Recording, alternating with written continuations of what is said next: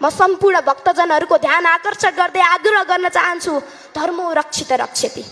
बहुजन हिताय बहुजन सुखाए र लोकानुकम्पाएको सनातन मान्यतामा अडिग हाम्रो समाज।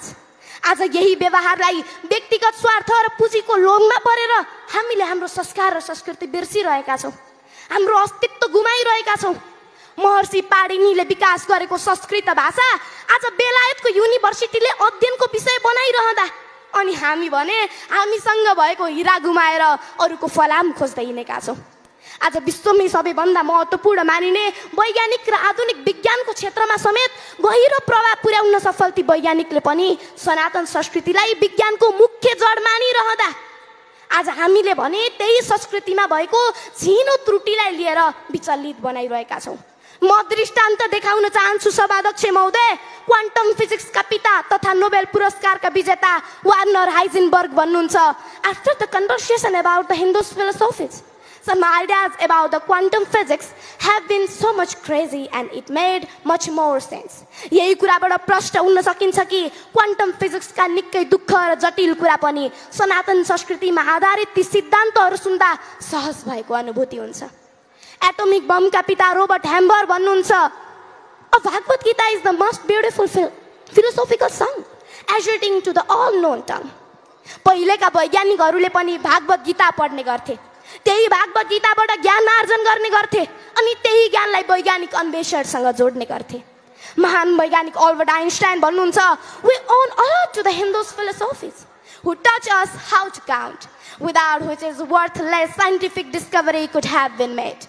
अर्थात् आज महान वैज्ञानिकले पनि सनातन संस्कृतिलाई खुलेर प्रशंसा गरिरहँदा हामी जो सनातन संस्कृतिका मालिक हौँ, हामी जो हिन्दू धर्म ग्रन्थका हिस्सेदार हौँ, तर किन आज हामीले सनातन संस्कृतिलाई भन्दा नवागन्तुक संस्कृतिलाई बढी महत्त्व र प्राथमिकता दिइरहेका छौँ? आज आम नेपालीले यसतर्फ सोच्न जरुरी छ र यो सोच्ने बेला टर्न थालिसकेको छ। आज हाम्रो भागवत गीतामा चक्रीय ब्रह्माण्डको कुरा उल्लेखित छन्। उपनिवेशमा जीव, आत्मा र परमात्माको सम्बन्धलाई उल्लेख गरिएको छ। पतञ्जलिका योग सूत्रहरू रोग लागेपछिको उपचार होइन सभाध्यक्ष महोदय, रोग नै लाग्न नदिने र दुर्बलता हटाउने एउटा अचूक उपाय हो। कैयौं वर्षपछि हुने सूर्य ग्रहण र चन्द्र ग्रहण हाम्रो पात्रमा कैयौं वर्ष अगाडि उल्लेखित छन्। ती कुनै वैज्ञानिक खोज र अनुसन्धानको उपज होइन, ती त हाम्रो सनातन संस्कृति र हाम्रो धर्मको उपज हो।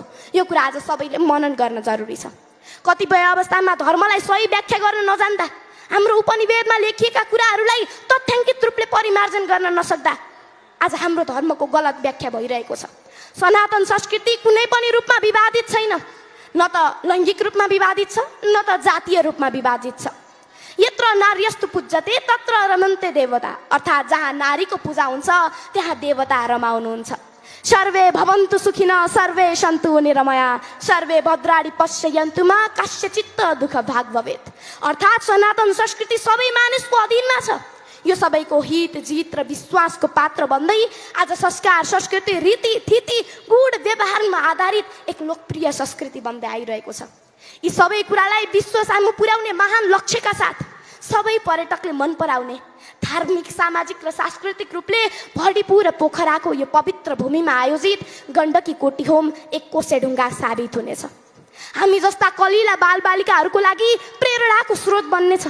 उपस्थित सम्पूर्ण भक्तजनहरूको मनको पीडाको भारी बिसाउने चौतारी बन्नेछ। आजका युवाहरूको लागि ज्ञान, ध्यान र भक्तिको एक अचूक उपाय बन्नेछ। विश्व मानचित्रमा हाम्रो उपस्थिति दरिलो बनाउन यसले अहम भूमिका खेल्नेछ। आदरणीय सर्वजनहरू, धर्म आडम्बर होइन, आचरण हो, सद्व्यवहार हो, सद्विचार हो, चिन्तन हो, मनन हो, ध्यान हो, सोच हो।